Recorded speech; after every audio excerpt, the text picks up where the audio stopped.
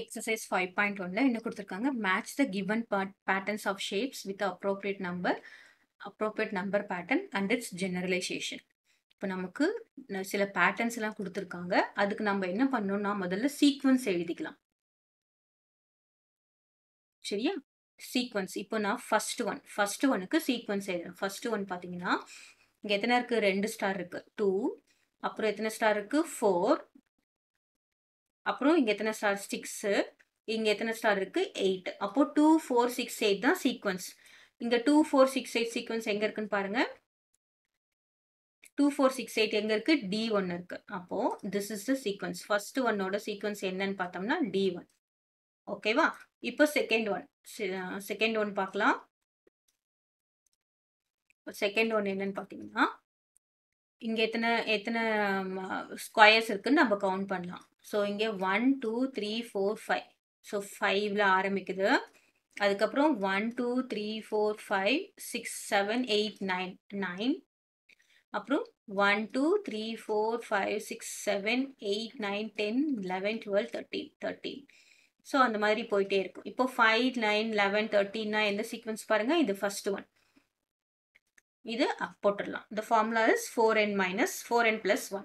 அப்படி எப்படி இந்த ஃபார்முலா வருதுன்னு பாருங்கன்னா இதுக்கு ரெண்டுத்துக்கும் உள்ள டிஃபரன்ஸ் என்னது? 5க்கும் 4க்கும் 4. இதுக்கு டிஃபரன்ஸ் என்னது? 4. ஸோ இந்த 4ஓட மல்டிப்ளிகேட்டிவ்ல நமக்கு சீக்வன்ஸ் வந்துட்டே இருக்கும். அடுத்ததா தேர்ட் ஒன்.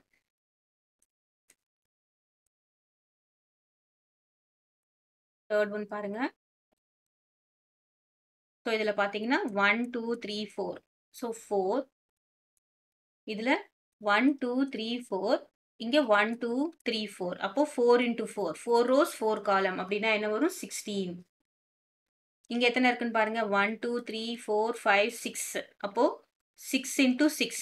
அப்போ என்ன வரும்? 36. இங்க 1 2 3 4 5 6 7 8. அதே மாதிரி ரோஸ் காலம்ஸ் எவ்வளோ? 1 2 3 4 5 6 7 8. அப்போ 8 into 8. அப்போ என்ன வரும்? 8 rows 8 columns 64 அப்படின்னு போயிட்டே இருக்கும். ஸோ இந்த பேட்டர்ன் எங்க மேட்ச் ஆகுதுன்னு பாருங்க. 4 16 36 64 நமக்கு E1க்கு மேட்ச் ஆகுது. ஸோ இங்க பாத்தீங்கன்னா E1க்கு மேட்ச் ஆகுது. இதோட ஜெனரல் ஃபார்முலா என்னன்னு பார்த்தோம்னா 4n ஸ்கொயர். சரியா? இது 4ஓட மல்டிபிள்ல நம்ம போயிட்டே இருக்கிறதுனால நம்ம இது 4n ஸ்கொயர் நம்ம பேட்டர்ன் போடுவோம்.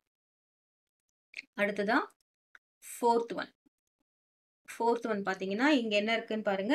This count the yellow squares. சரியா? இங்க என்ன 1 1 2 3 4. அப்புறம் ஸோ 1 4. இங்க என்ன இருக்கு? 1 2 3 4 5 6 7 8 9.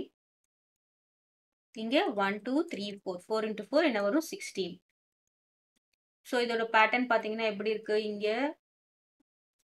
3 இன்க்ரீஸ் ஆயிருக்கு. இங்க வந்து என்னது? 9 minus 4. இங்க 5 இன்க்ரீஸ் ஆயிருக்கு. இங்க எத்தனை இன்க்ரீஸ் ஆயிருக்கு? 7 இன்க்ரீஸ் ஆயிருக்கு. ஸோ ஒரு ஆட் நம்பர்ல நமக்கு இன்க்ரீஸ் ஆயிருக்கு. இப்போ இந்த பேட்டர்ன் எங்க இருக்குன்னு கண்டுபிடிக்கலாம். 1 4 9 16. ஸோ 1 4 9 16 பாத்தீங்கன்னா this one.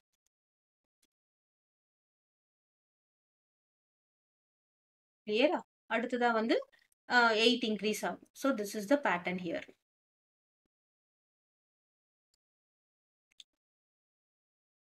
நமக்கு இதுக்கு ஜெனரல் ஃபார்முலா பாருங்க. y is equal to n square. So 4 வந்து என்னது? 2 ஸ்கொயர் எழுதலாம். 9 3 ஸ்கொயர் எழுதலாம். இது வந்து 4 ஸ்கொயர்னு எழுதலாம். So this is a general pattern. 1 வந்து 1 ஸ்கொயர்னு எழுதலாம். This is a general pattern. ஓகேவா? Next fifth and last one. இதுல பாத்தீங்கன்னா எத்தனை இருக்கு? இங்க 3 ஃப்ளவர்ஸ் இருக்கு. இங்க 4, இங்க 5, இங்க 6. ஸோ ஒன்னு தான் நமக்கு இன்க்ரீஸ் ஆயிருக்கு. இது எங்க இருக்குன்னு பாருங்க. 3 4 5 6. ஸோ ஃபிஃப்த் ஒன் வந்து இது. சரியா? ஸோ இங்க தான் நமக்கு 3 4 5 6 இருக்கு. ஸோ அதை நம்ம அந்த பேட்டர்ன்ல போட்டுடலாம். ஜெனரல் ஃபார்முலா நம்ம என்ன பண்ணணும்? டேபிளேட் பண்ணிட்டு அரைவ் பண்ணணும். கிளியரா? ஸோ இப்போ நம்ம ஆன்சர் பார்த்தீங்கன்னா first one, second one, third, fourth, fifth. First one வந்து பார்த்தீங்கன்னா what is D. Second one பார்த்தோம்னா ஏ. தேர்ட் ஒன் பா எங்க வந்திருக்கு? Third one E. So fourth one is C. அப்போ ஃபிஃப்த் ஒன் என்ன வந்திருக்கும்? Fifth one is B. So this is your answer. கிளியரா?